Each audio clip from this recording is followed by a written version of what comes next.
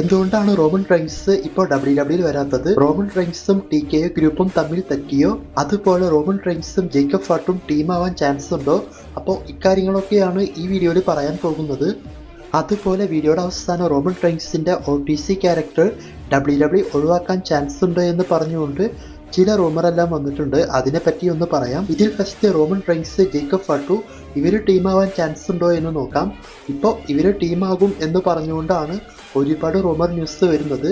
ഇതിൻ്റെ കാരണം എന്താണെന്ന് വെച്ചാൽ ജിമ്മി ഉസോയും ജേക്കബ് ഫാട്ടും ഇപ്പോൾ ഏകദേശം ടീമായിക്കൊണ്ടാണ് മുന്നോട്ട് പോകുന്നത്. അതായത് സോളോ സിക്കാവനെയെല്ലാം എതിർത്ത്. അതുപോലെ ജേക്കബ് ഫാട്ടു ഇനി ഫേസായിട്ട് മുന്നോട്ട് പോകുമ്പോൾ റോമൻ റെയിൻസുമായിട്ട് ടീമാവും എന്നാണ് പറയുന്നത്. അതായത് റോമൻ റെയിൻസിന് സെത്ത് റോളൻസിൻ്റെ ടീമുമായിട്ട് ഫൈറ്റ് വരുന്ന സമയത്ത് തനിയെ പോയി ഫൈറ്റ് ചെയ്യാനായിട്ട് സാധിക്കില്ല. അതായത് സെത്തിന്റെ ടീമിൽ 3 പേര് ഉള്ളതുകൊണ്ട് റോമന് തനിയെ പോയി ഫൈറ്റ് ചെയ്യാനായിട്ട് സാധിക്കില്ല. അപ്പോൾ എന്തായാലും ടീമായിട്ട് റോമന് മുന്നോട്ട് പോകേണ്ടി വരും. അതുകൊണ്ട് ജേക്കബ് ഫാട്ടുവിന്റെ കൂടെ ടീമാവും എന്നാണ് പറയുന്നത്. എന്നാൽ WWE ശരിക്കും ചെയ്ത പ്ലാൻ പ്രകാരം റോമൻ റെയിൻസും CM പങ്കും ഒന്നിക്കുന്നതായിട്ടാണ്. അതായത് ഇവർ ഒന്നിച്ചുകൊണ്ട് സെത്ത് റോളൻസിന്റെ ടീമിനെ എതിർക്കുന്നത് പോലെ. അപ്പോൾ ഈ ഒരു പ്ലാനാണ് ശരിക്കും നിലവിൽ ഉള്ളത്. എന്നാൽ ഈ പ്ലാൻ ചെയ്യാനുള്ള സമയമൊന്നും ഇപ്പോൾ അവർക്ക് കിട്ടിയിട്ടില്ല. അതായത് നമുക്കറിയാം CM പങ്ക് ഇപ്പോൾ ജോൺ സീനയുടെ കൂടെയാണ് ചാമ്പ്യൻഷിപ്പ് മാച്ച് ചെയ്യാൻ പോകുന്നത്. അപ്പോൾ ഈ ഒരു മാച്ചൊക്കെ കഴിഞ്ഞതിന് ശേഷമാണ് CM പങ്ക് റോമൻ റെയിൻസും ഒന്നിക്കാൻ പോകുന്നത്. അപ്പോൾ ഇതെല്ലാം വെച്ച് കണക്ട് ചെയ്ത് നോക്കുമ്പോൾ റോമൻ റെയിൻസിന്റെ റിട്ടേൺ ഇനി സമ്മർ സ്ലാം ടൈമിലായിരിക്കും എന്നാണ് തോന്നുന്നത്. അതുപോലെ നൈറ്റ് ഓഫ് ചാമ്പ്യനിൽ വരാൻ ചാൻസ് ഉണ്ടോ എന്ന് ചോദിച്ചാൽ അവിടെയും ചാൻസ് കാണുന്നില്ല. അതുകൊണ്ട് റോമൻ റെയിൻസ് സമ്മർ സ്ലാം ടൈമിലേക്ക് എന്തായാലും വരും. അപ്പോഴത്തേക്കും CM പങ്കും ഫ്രീ ആകും. അതിനുശേഷമായിരിക്കാം ഇവരുടെ പ്ലാൻ മുന്നോട്ട് പോവുക.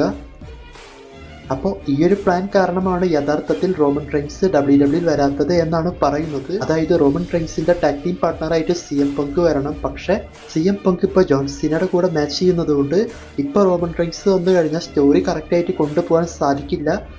അതുകൊണ്ടൊക്കെയാണ് റോമൻ റെയിൻസ് വരാത്തത് എന്നാണ് പറയുന്നത്. പിന്നെ മറ്റൊരു കാര്യം, ചില റൂമറെല്ലാം വന്നിട്ടുള്ളത് TKO ഗ്രൂപ്പ് റോമൻ റെയിൻസുമായിട്ട് പ്രശ്നമുണ്ടായിട്ടുണ്ട്. അതുകൊണ്ടാണ് റോമൻ റെയിൻസ് WWE വരാത്തത് എന്നാണ് പറയുന്നത്. അപ്പോൾ ഇത് ശരിയായിട്ടുള്ള കാര്യമൊന്നുമല്ല. അതായത് TKO ഗ്രൂപ്പിന് റോമൻ റെയിൻസിന്റെ സാലറി കുറയ്ക്കാനായിട്ട് ഒരു പ്ലാൻ ഉണ്ടായിരുന്നു. അതല്ലാതെ റോമൻ റെയിൻസുമായിട്ട് മറ്റ് സ്പാർക്കോ കാര്യങ്ങളോ ഒന്നുമില്ല. റോമൻ റെയിൻസ് എന്തായാലും WWE തന്നെ വരും. ഞാൻ പറഞ്ഞതുപോലെ CM പങ്ക് ഫ്രീ ആയതിനു ശേഷം വരും. അതായത് അപ്പോഴത്തേക്കും ഇവർക്ക് കറക്റ്റായിട്ട് സ്റ്റോറി ലൈൻ കൊണ്ടുപോകാൻ സാധിക്കും. ഇനി റോമൻ റെയിൻസിന്റെ OTC ക്യാരക്ടറിനെ പറ്റി പറഞ്ഞുകൊണ്ട് വീഡിയോ അവസാനിപ്പിക്കാം. അതായത് റോമൻ റെയിൻസ് ഇപ്പോൾ ചെയ്യുന്ന OTC ക്യാരക്ടർ WWE ഒഴിവാക്കാൻ പോകുന്നു എന്നാണ് പറയുന്നത്. അതായത് അത് ഒഴിവാക്കിക്കൊണ്ട് പുതിയൊരു ക്യാരക്ടറിലാണ് റോമൻ റെയിൻസ് റിട്ടേൺ ചെയ്യാൻ പോകുന്നത് എന്ന്. അപ്പോൾ ഇതുപോലെ സംഭവിക്കാൻ ചാൻസ് ഉണ്ടോ എന്ന് ചോദിച്ചാൽ ചാൻസ് വളരെ കുറവാണ്. അതായത് റോമൻ റെയിൻസ് OTC ആയതിനു ശേഷം ഭയങ്കര സപ്പോർട്ടുണ്ട്. അതുകൊണ്ട് WWE ആ ഒരു സംഭവം എടുത്ത് കളയും എന്ന് തോന്നുന്നില്ല.